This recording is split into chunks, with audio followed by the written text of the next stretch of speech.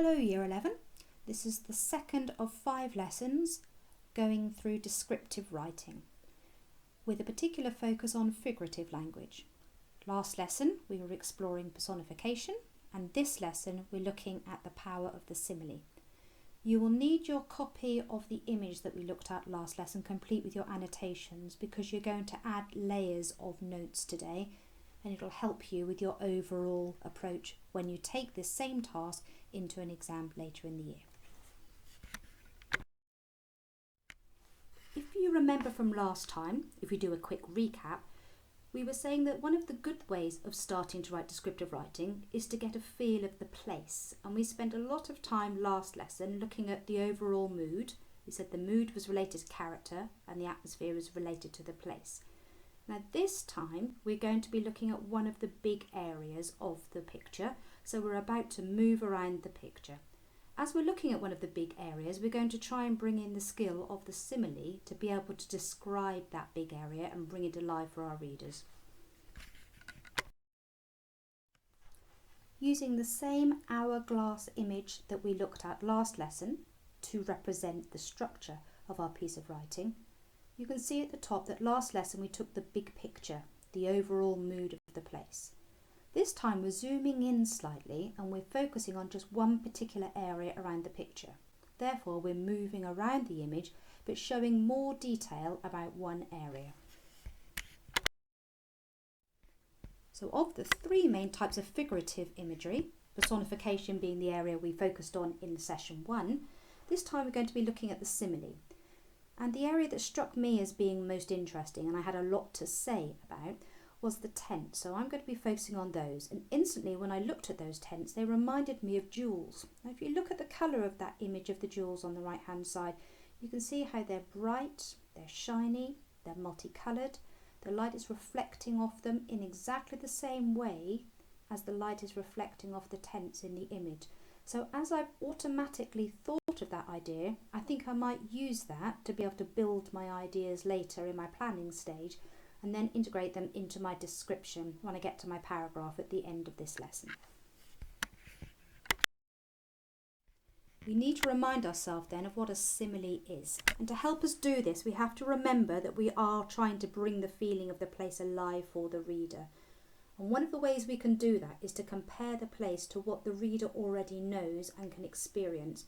You see, people understand new ideas, places, people, experiences, if they can hook it onto knowledge that they have already. So we need to try and involve the reader in our description. Rather than talk at them, we're going to get them to think and feel for themselves. So I'll give you an example of how you might do this using a simile. Remember, a simile uses like and as in it. It compares something to something. So for example, the trees were as thin as needles as they reached for the morning sun. So it's not that the trees are literally as thin as a needle, because that would be ridiculous, wouldn't it? It would snap over, it wouldn't be very strong, it'd be highly unusual to see even a sapling as thin as that. But what the reader's understanding from this is the exaggeration that the writer is using. So the writer's exaggerating the thinness to make the point that they are really, really thin as anything you can imagine. Let's take a needle, for example. So readers know how thin needles are. They might have used them at home, seen their parents using them, or used them in textiles in school. And so they can imagine from their own experience what the trees must be like for themselves. Knowledge is relatable to our own personal experience. We've got to try and keep the reader in mind as we're writing. You've already done an exercise similar to this when we were looking at personification last lesson, so it should start to be looking familiar to you now. You have 2 halves of a sentence. You can match up the 2 halves of them so that you can make a simile. So let's just play around with this to see how similes work.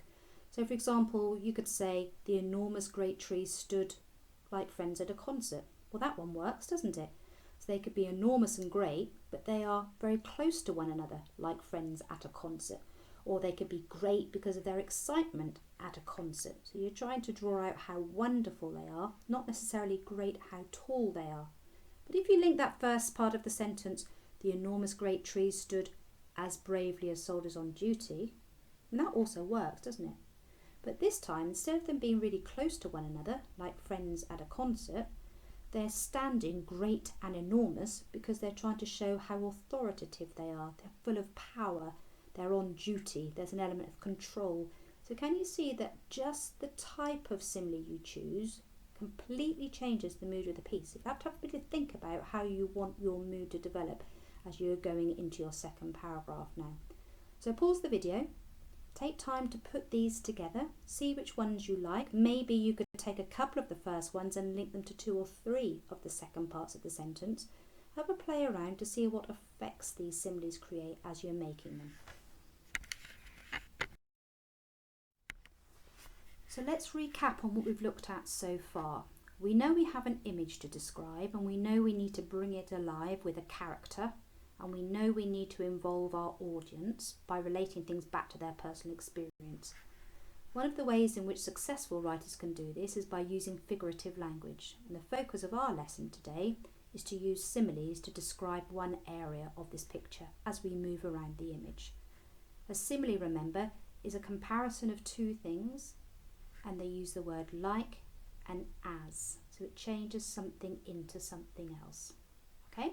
So now we know that, we've got to think about the type of people, that's the audience, who we imagine are going to be reading our description. And we've got to have them in our heads because we need to know 5 things, 5 objects, they're nouns, that they will already know and experience in their own lives. So if you have a look on the bottom right of this screen, you can see one of the examples I've chosen is the noun of sweets. I'm going to go for a young adult audience. They've had sweets before, maybe they buy sweets on the way to school. There's something that's been familiar to them now or even in their childhood in the past. So you can reflect on past experiences too. So I've taken this word sweets, it's a noun, and then I've put it together in a sentence. So look how it works. The colourful tents were huddling together like sweets in a child's hand. And then you can see how the person who's reading this can relate to how maybe a pack of Skittles have been tipped into a hand by a grandparent and the child's hugging them all close to one another. They don't want the sweets to drop out of their hand. They're clutching onto them, knowing they want to enjoy every last drop of those sweets. Just in the same way as these tents are so close together, they look like they could be huddled in the hand of this forest floor.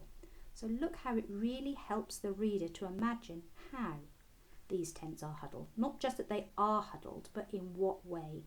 So you're going to be having a chance to do this in a second, so start thinking about the people that you think you would like to be reading your description.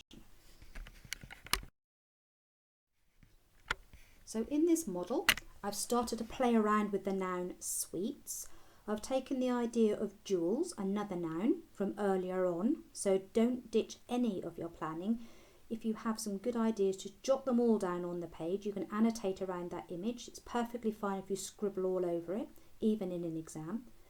And then you can tick off all the points that you're using as you're going through your answer. If you notice from that third highlighted noun, soldiers, I borrowed that idea, I magpied it if you like, from the match up activity, and I thought that sounded quite good describing them as soldiers, so I wanted to include that in my own writing. So don't be afraid to borrow somebody else's ideas and work if you're in the classroom or you're sharing ideas. Okay? So this is what it might sound like then, taking these 3 nouns of jewels, sweets and soldiers. You're going to be noticing 5 nouns. The tents were nestled closely together in the deep dark woodland, shining like newly shone jewels. Their bright speckled colours looked as tempting as sweets in a child's hand. Calm, so calm. The trees stand like soldiers at command, as if they are protecting the sleeping campers at their feet. Okay, so it's just a couple of sentences playing around together.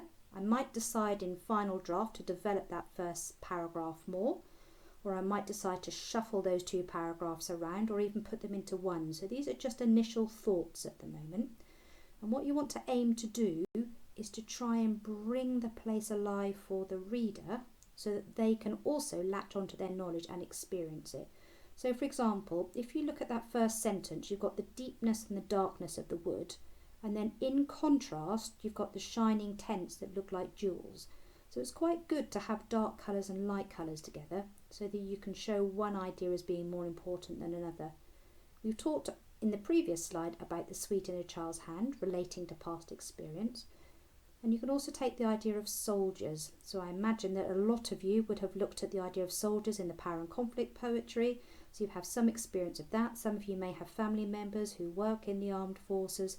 You may have seen images and stories of them in the news and on your news feed on your phone. So soldiers could be something that's quite familiar, and people know what soldiers look like when they're commanding and protecting. So you relate everything back to the experience of your readers. Right, so we're at the testing out of this skill part of the lesson now. So you've got your image in front of you. Decide on who your audience will be. Will it be a wide audience? Are you going to go for children? Are you going to go for young adults? Will you look at people your own age? It's up to you which you decide. Go for those mind mapping of 5 nouns to relate them to the objects of things they would have seen in their lives already. And then you can start converting those nouns into similes using like and as. So you're going to try and bring that place alive so they can experience what it must have felt like being there. Okay?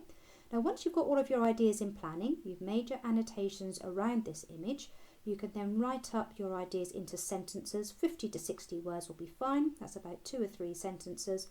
And then you can add it to the previous paragraph that you wrote from last lesson. You're starting to build up your detailed description, and that'll end up being about 2 sides of A4 when you're finished. Okay? Have fun with it then.